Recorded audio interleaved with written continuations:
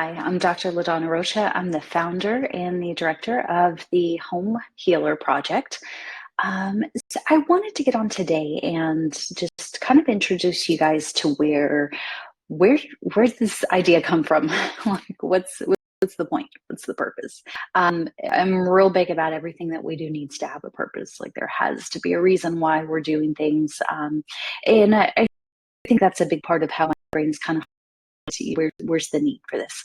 I remember watching the robots movie that came out when my son was little, and the whole thing was see a need, feel a need, and it was about filling that component that's missing. So I wanted to take a couple minutes today and just give you guys a heads up on where this came from. You know, what's the point?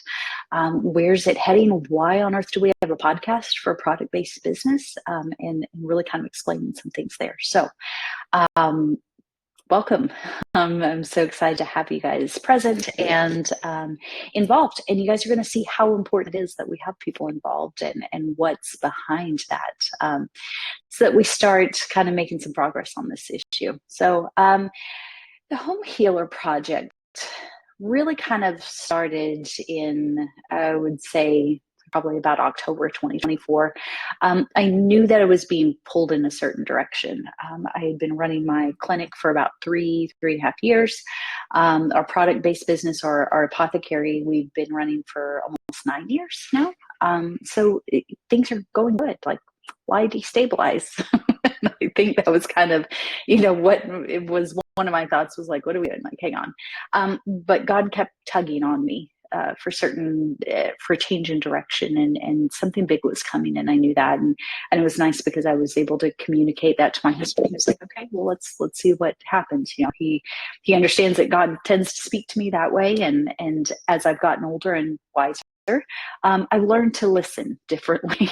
And in a situation for this project, it was a big project, and it was a big deal because God wasn't showing me all of the details.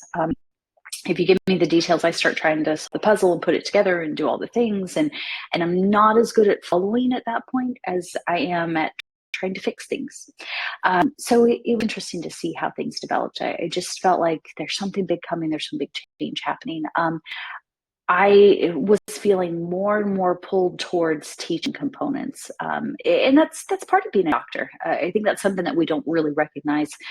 Something that was taught whenever I was in school was the definition of doctor actually meant teacher, and it was to teach people things. And I tried to do so often through my clinic, and teaching people and all these things, and then our shifting more into our apothecary and making good products, and just, okay, well, how do we do this better? How do we constantly do things better was really where my head was at. And so I noticed some things were kind of shifting, and my focus was being pulled towards different areas. It was really interesting, some little pieces that were put into place before all of the pieces fell into place, if that makes sense. Components were provided before things started moving, and I'm so grateful for that, because God's not going to call us into an area or call us into something and not give us the ingredients for it in the process too. So for us, that was plugging in another practitioner and really kind of shifting more and more into developing our apothecary differently. And I think that's really kind of where I started to realize like something big is happening here. I read a book, and I'll include it in the notes for this episode. And I want to say, and I'm going to butcher the title, but it was creating a story brand. And I was like, okay, I want to get more clear on what our story is for our brand, and why we appeal to certain, how do we need to be marketing differently and better, and getting better at this. And I think for a long time I felt like, well, just make a really good product and everybody will get it, and that's not accurate. It's kind of one of the very difficult things with running a small business, is making sure that your message is very consistent, very clear. Otherwise, it'll get lost in the process. And I think that was one of those areas that I was really trying to streamline and clarify and improve. So I started working through the story brand book, and I think I finished the whole book in 2 days. And if you know my schedule, like, that's unheard of. I run a little too hard on the clock. And caused all kinds of issues there. And it just working a little bit too hard in a few too many areas. So I started, working through that. And, I opened the book thinking, okay, we're going to sell more products, be more profitable, and we're going to do more things and engage with more people. And I got about 2 chapters in. I was like, oh, okay, hang on. There's something big happening here. And it changed everything that we were doing. So, and I'm explaining this because the podcast came out of necessity from the changes for the apothecary. I just thought I was improving my apothecary and going to do better there. I didn't realize we were revolutionizing something that I feel like has been a problem for 2 generations now. So let's kind of talk a little bit more about that. When you start working on your message for your business, they always have about your ideal client or your client avatar and all these things. And I started thinking about that, and I felt like I knew that in the past, but all of a sudden, like, it was super clear. And the worksheet asked, okay, well, what does your client want? I say, want to feel confident. I mean, that's really what it comes down to. They want to be able to use natural things and natural resources to guard and protect and provide for their family's health. I think women, especially wives, mothers, are typically in this role. When everybody gets sick, they look to mom, and it's okay, well, what do I need? And I want us to be more confident when they do turn to us like that. I want us to be confident when we open that medicine cabinet and we have all of these things that we put in there, whether that's Tylenol or vitamins or elderberry syrup, whatever that is. If we're going to put natural things into people's medicine cabinets, I don't want to just sit there next to the Tylenol. Like, I want you to feel more confident using it. And I want that to be there. And I started out, okay, well, why has that changed? Like, I started looking at the women in my life that were confident in their healing, and the grandmothers and the mothers and the aunts, and what has happened? Like, why is that? Am I that aunt for my nieces and nephews, or am I that mom? If I'm not, okay, why?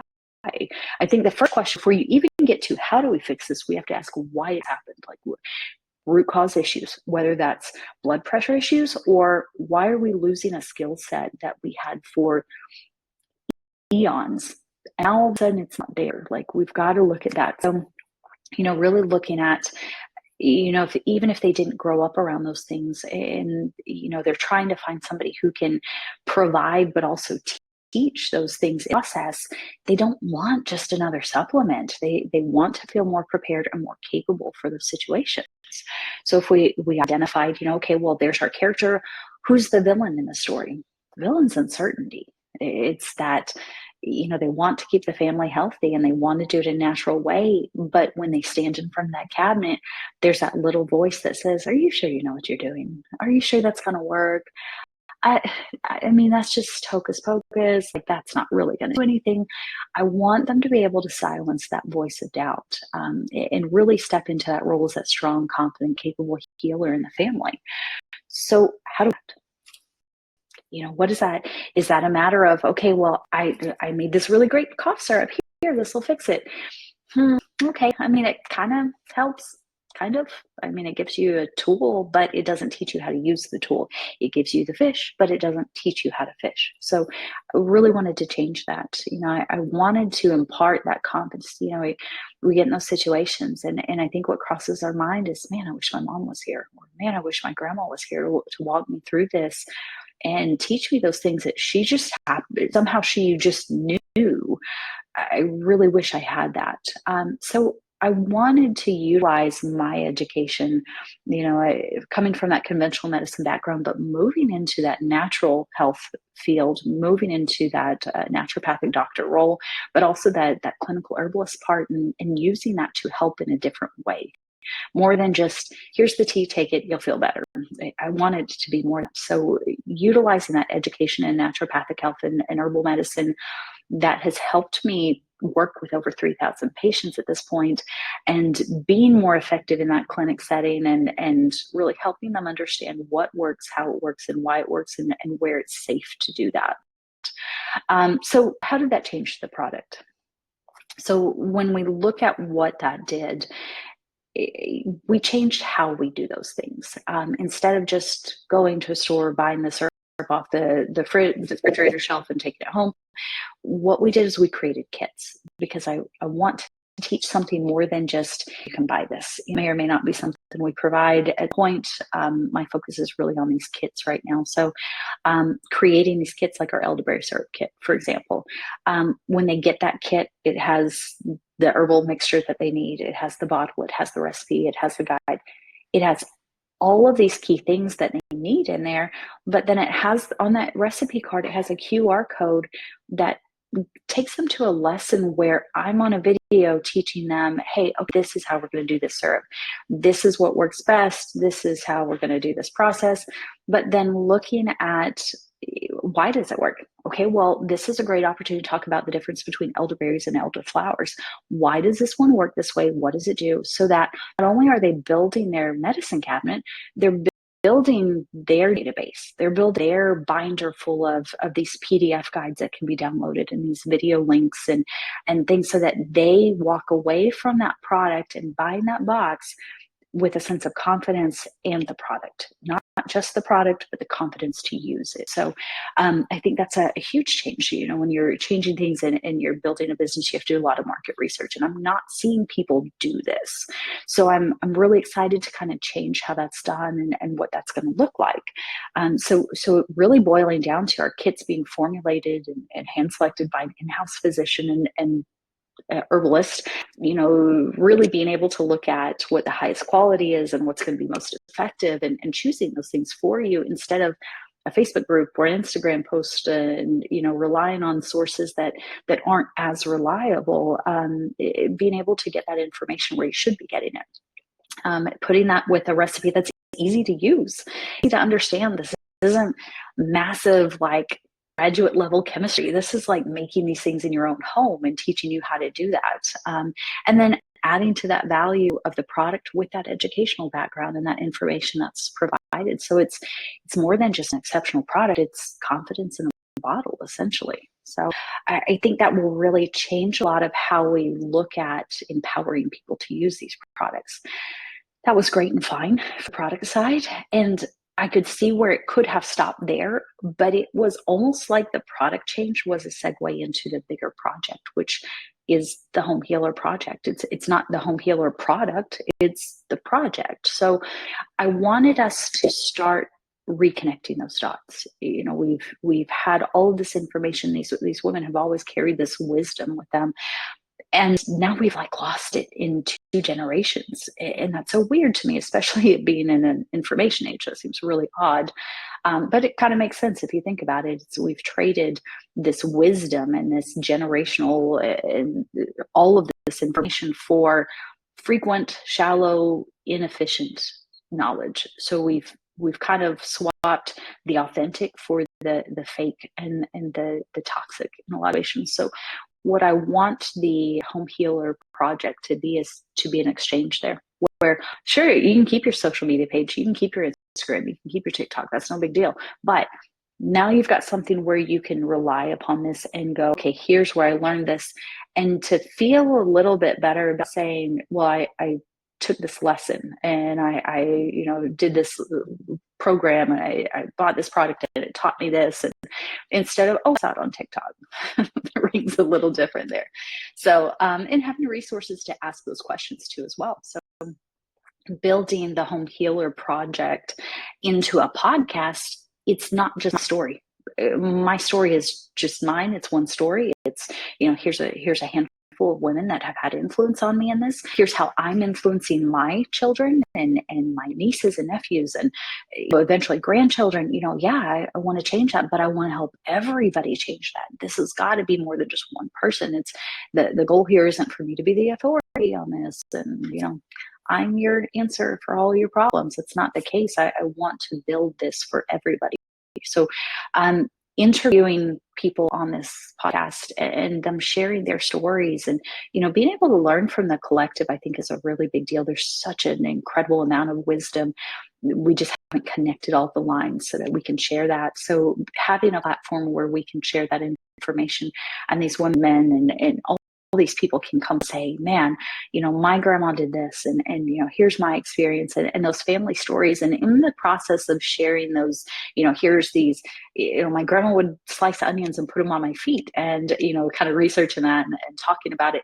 But in the process, talking about that family and talking about that person and honoring those people that, man, it's the ones that influenced us and got us where we are, and continue to influence and leave that legacy. So you asked me a short answer, is this about a product? Sure. I mean, with a product, but it's really about a legacy, and what kind of a legacy are we leaving for this next generation? So I'm really excited to have you guys here. If you're drawn towards this kind of a thing, I think the right people and the right answers and the right resources at the right time. So I'm excited that you were pulled over here and intrigued by the concept. If you have your own stories to share, we're always looking for the next person to interview. We have our very first interview coming up next week, and it's somebody I'm so excited to share her story. She's incredibly inspirational. She has been one of those people for me, as far as like I learned so much from her, and just her being one of those home healers that we really look to, and seeing how she's influencing those around her on a small scale in her immediate family, but seeing how she has utilized her social media platform to influence massive amounts of people. So I'm really excited about that. So if that's something that you're interested in, reach out to us through our website.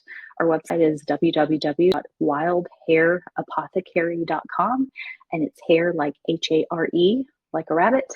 So you can find us on our social media platforms,